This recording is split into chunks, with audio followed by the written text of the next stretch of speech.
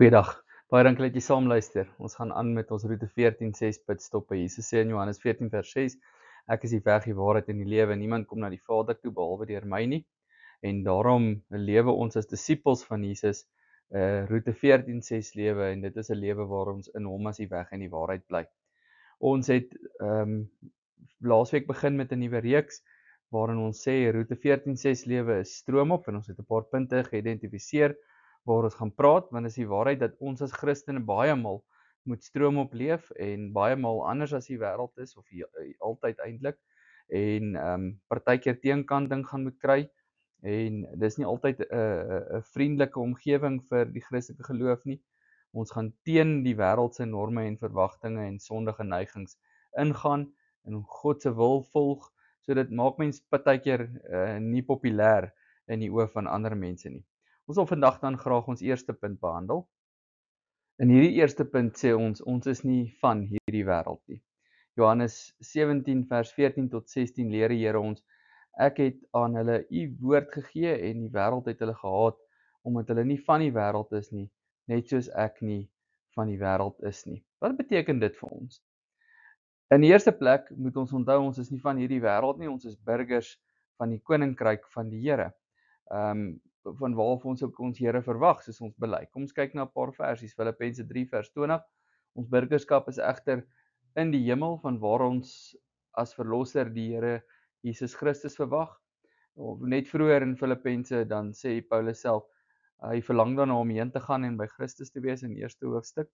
Dis by die Here vir hom verreweg die beste, maar terwille van sy roeping moet hy bly. Dink ook aan sy woorde in 2 Korintiërs waar hy sê hierdie aarde is maar net 'n tentwoning. Ons ewige woning kom nog. Romeine 8 vers 16 tot 17 sê die Gees self getuig teenoor ons gees dat ons kinders van God is.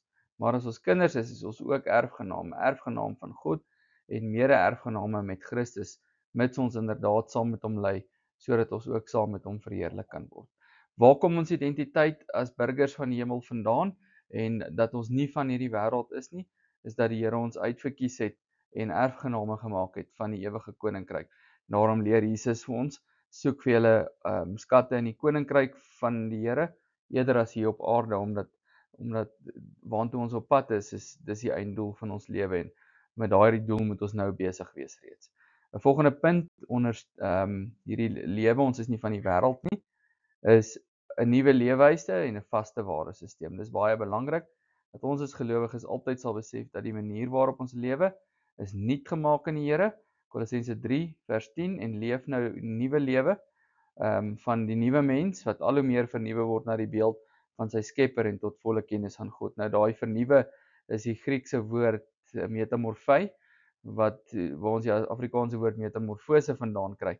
So dit sê dat ons altyd metamorfose sal ondergaan. Elke oomblik van ons lewe sal groei in wie ons in die Here is. Psalm 119 vers 105. Die woord is 'n lamp vir my voet en 'n lig vir my lewenspad. Ons lewe is nuut en ons waardesisteem word belig en verlig en gegee deur die woord van die Here wat die lamp vir ons voet is, wat ons op hierdie roete 14:6 lewe die pad vir ons wys. Dan 'n volgende baie belangrike ding om nie van die wêreld te wees nie, is vlug van die sonde. As jy nie van die wêreld is nie, wees dan anders as hulle. Efesiërs 4 vers 22 tot 24. Hou dan op om te lewe soos julle vroeër gelewe het.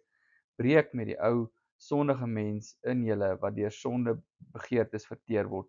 Julle gees en gedagtes moet nuut word. Lewe as nuwe mense wat as die beeld van God geskep is. Lewe volkome volgens die wil van God en wees heilig. Kolossense 3 vers 9. Moenie vir mekaar lieg nie, aangesien julle met die ou mens en sy gewoontes uitgetrek het. En ons het nou gekyk na vers 10 wat dui op daai nuwe lewe.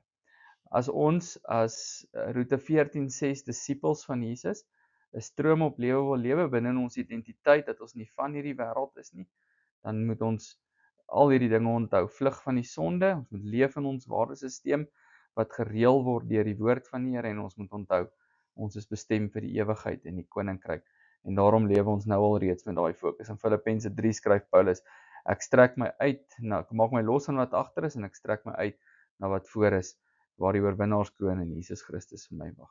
So moet elkeen van ons in hierdie stroom op lewe, ons oë hou op dit waarop dit werklik aankom. Kom ons bid saam.